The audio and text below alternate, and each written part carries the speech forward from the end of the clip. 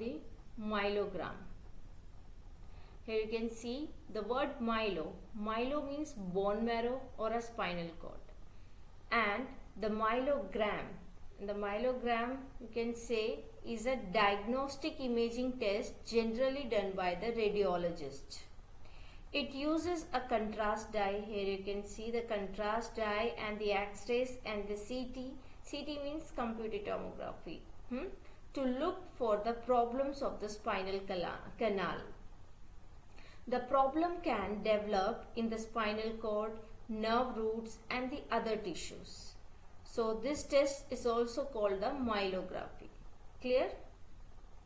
In this test, the contrast dye is injected into the spinal column before the procedure.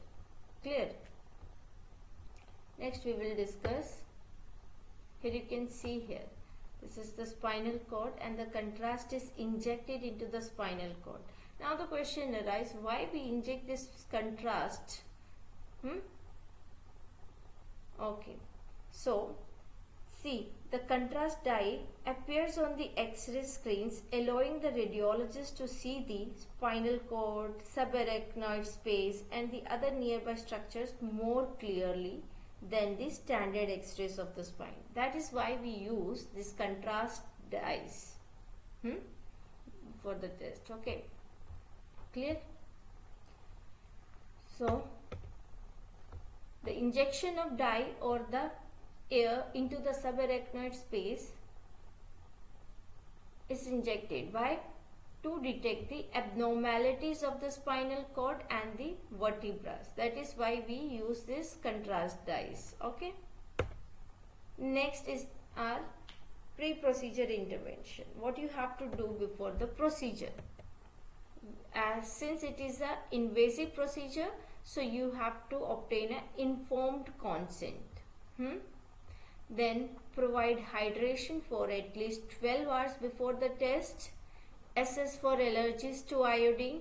If the client is taking a phenothiazine, phenothiazine is an antipsychotic drug, hold the medication because this medication lowers the seizure threshold. Premedicate for sedation as prescribed. Next is our post-procedure intervention. That means what you have to do after the procedure. Clear?